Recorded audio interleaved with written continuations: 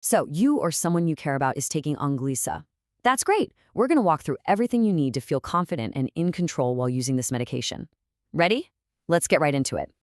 Think of this as your personal guide, your rules of the road for Onglyza. The goal here is simple, to give you clear, easy to follow advice so you know exactly what to do and what to look out for. Let's dive in. Okay, first things first. We're going to build a solid foundation. These are the simple, everyday habits that honestly make all the difference when you're taking any medication long term.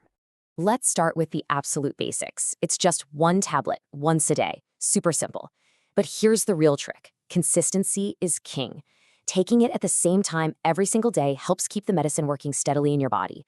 And this is a big one. You have to swallow the tablet whole.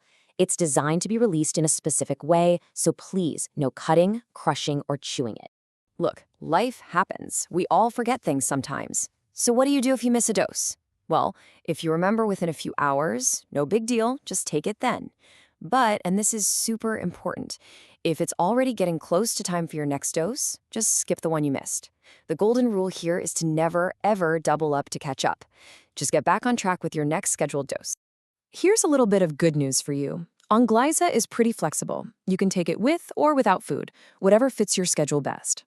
Now, when it comes to drinks, we need to talk about alcohol. It's really best to limit it. Why? Well, alcohol can mess with your blood sugar levels, and it also puts you at a higher risk for pancreatitis, which is a really painful inflammation of your pancreas.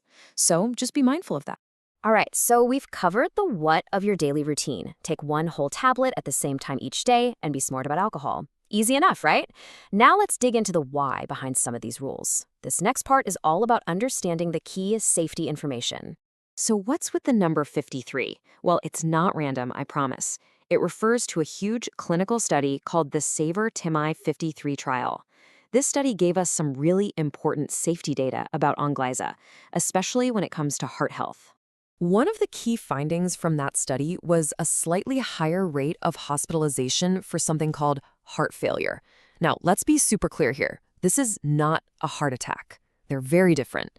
In this specific case, heart failure means the body starts holding on to extra fluid, which puts more strain on the heart, making it work harder than it should. Let's talk about your kidneys. Just think of them as your body's highly advanced filtration system. They're the ones in charge of clearing Onglyza out of your body. And that's exactly why there are two different doses, 5 milligrams and 2.5. If your body's filter isn't working at 100%, your doctor might give you that lower, kidney-friendly 2.5 milligram dose.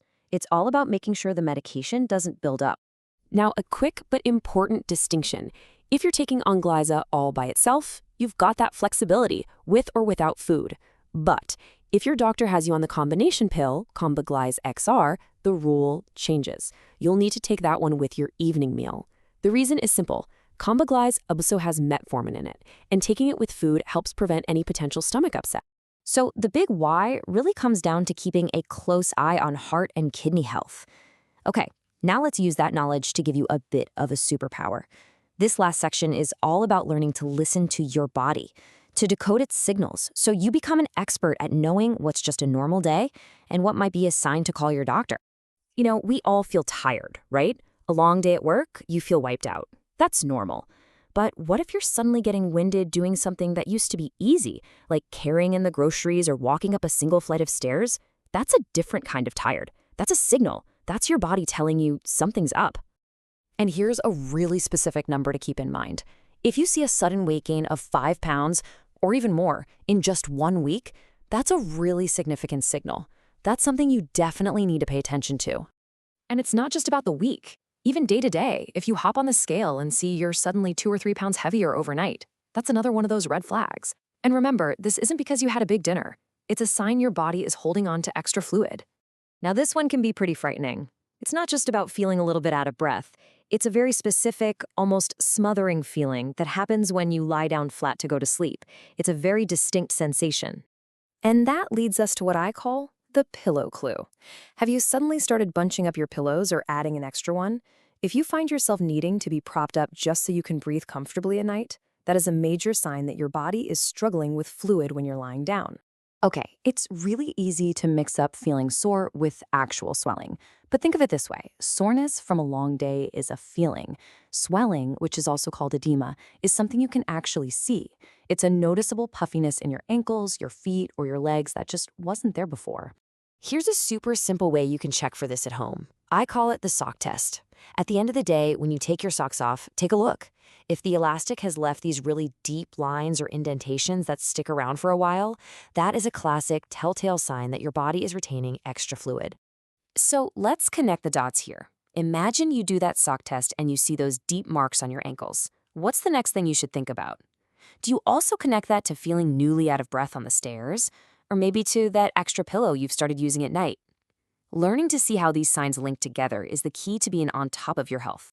Of course, we have to say this. All this information is to help you be a more informed patient, but it is absolutely not a substitute for professional medical advice. You should always talk to your doctor or pharmacist about any questions or concerns you have. Thanks for sticking with me today. You've got this.